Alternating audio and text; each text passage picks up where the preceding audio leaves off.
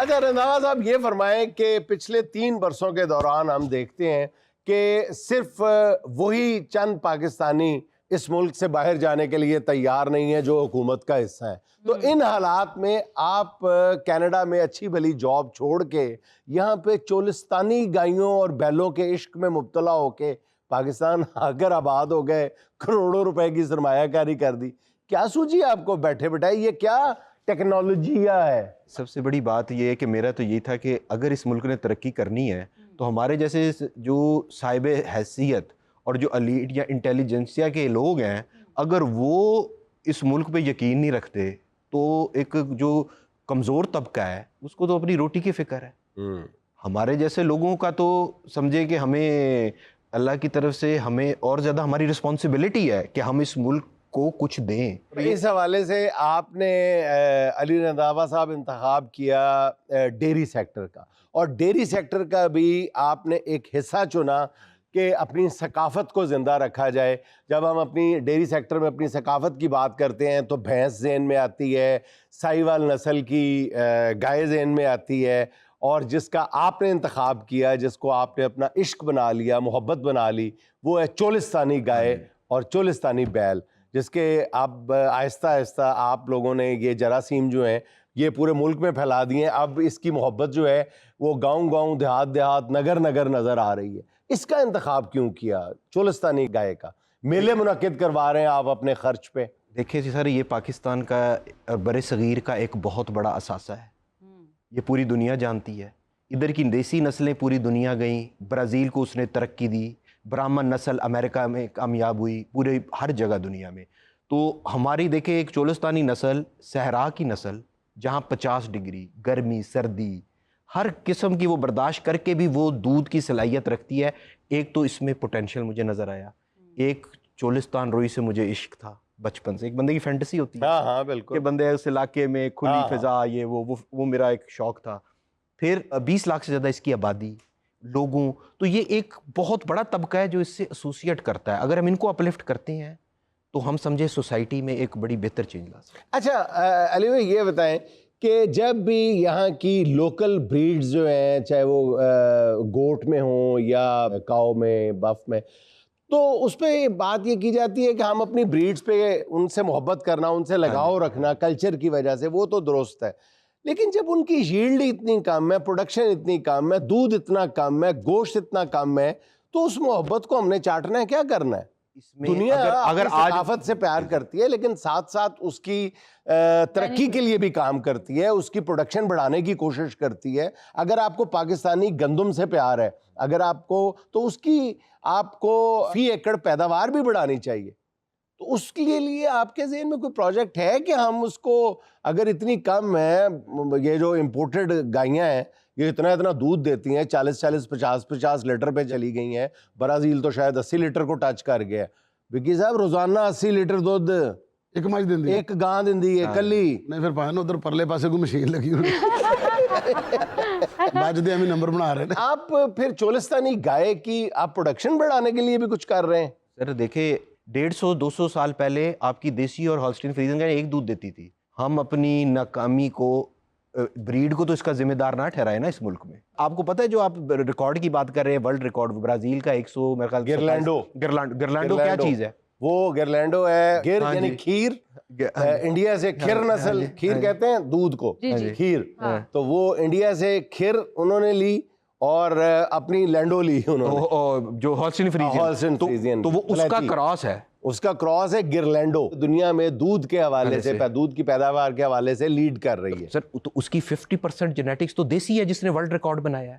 وہ برازیل نے بنا لیا. اگر برازیل کام کر سکتا ہے تو ہم نہیں کر سکتے اب تو. اور سر میرا یقین ہے ٹیکنالوجی جو پچھلے سینچری میں کام ہوا ہے نا, اب وہ 10 سال میں ہو سکتا ہے. میرا اختلاف یہ ہے کہ جو آپ کا چولستانی گائے اور بیل سے عشق ہے, جب آپ نے اس کو جینیٹکلی چینج کر دیا, ماڈیفائی کر دیا, تو پھر آپ کا عشق کہاں چلا گیا؟ پھر تو آپ نے اس کو جینیٹکلی چینج کر دیا. سر اتنی جلدی کسی بھی چیز کی یہ نہیں ہوتی کہ وہ اپنی جو اس کی اصلیت ہے, جو اس کی سینچری سے چیز آئی ہے, وہ آپ 10 سال میں اس کی چینج کر دیں. وہ اگر وہ گرمی برداشت کرتی ہے تو وہ اس کی صلاحیت ختم نہیں ہو جانی جینیٹک امپروومنٹ سے. جو اس کی خوبیاں ہیں, چولستانی ہو یا ساہیوال نسل ہو یا بھینس ہماری ہو, جو اس کی خوبیاں ہیں وہ خوبیاں رہیں گی جی اور جو اس کی کمی ہے ہم نے اپنی کوتاہیوں سے بے شک وہ کمی لے کے آئے ہیں اس میں آپ اضافہ کریں اضافہ کریں گے. وہ کمی نہیں آپ چولستانی گائے کے دودھ کو بڑھانے کی کوشش کریں, بڑھانے کی کوشش کر رہے ہیں. کہاں تک لے آئے ہیں آپ؟ سر میرے پاس اب دیکھیں ایک چولستانی گائے ہے جس نے ایک دن میں 28 لیٹر بھی دودھ دیا, سال میں 5000 لیٹر سے زیادہ دودھ دیا, بغیر پانی ملائے دودھ دیا ہے گائے, خالص دودھ دیا. بڑی ایماندار گائے ہے. 2 دن تو پہلے پانی پیندی بھی نہیں ہو تو شک نہ کرم. اچھا ایک اس پہ فائدہ آپ کو یہ بھی نظر آتا ہے کہ ان کو رکھنا وہ آسان اور سستا ہے. چھت یعنی کہ آپ کو شیڈ بنانے کی ضرورت ہی نہیں ہے. چولستانی گائے یہ درختوں کے نیچے ایسے پھر پھرا کے وہاں رہتی ہے. اب کون سا بندہ ہے جی آج کل ہولسٹین فریزین کا جو اس کی فیسلٹی بنانے کے لیے 5 لاکھ خرچہ ہے. علی بھائی معاف کیجیے گا, یہ نہ کہیں کہ جی درختوں کے نیچے باندھ دیں. ہمارے اکاڑے میں آپ درخت کے نیچے باندھ کے دیکھیں گائے یا بھینس, سویرے لب جاتے میرا نام اٹھا دیں. آپ چور نو کہندی ہیں کہ انہاں نوں بدتمیزی بنن. چولستانی گاہ جنگلی بڑی ہے, اینو چوری کرنا فساد. اچھا چوری کر رہا, ہاں اس کے سینگ بھی نوکیلے ہوتے ہیں. پی جاندی ہے. اچھا انہوں پتہ ہوندا مالک کون تے چور کون. بڑی سیانی گاہ, جنگلی گاہ ہے, جنگل دی گاہ. جی مالک آپ بھی چور ہو گئے پھر مالک نو بھی پھر دس دے گی. اچھا علی صاحب آپ مجھے یہ بتائیں کہ یہ جو چولستانی گائے ہے اس کے لیے آپ نے اتنے بڑے بڑے میلے منعقد کروائے ہیں, اتنا پیسہ انویسٹ کر رہے ہیں, تو اس میں کوئی بزنس ماڈل تو سمجھ میں نہیں آتا. کسی بھی چیز کے لیے اویئرنیس پروموشن کے لیے ہم اس کو بزنس ایکٹیویٹی تو معاشرے میں ساری چیزیں نہیں ہوتی نا. صحیح. آپ کو معاشرے کے لیے آپ کو بہت کچھ واپس اس کو دینا پڑتا ہے. ایگزیکٹلی, یہ بہت خوبصورت بات.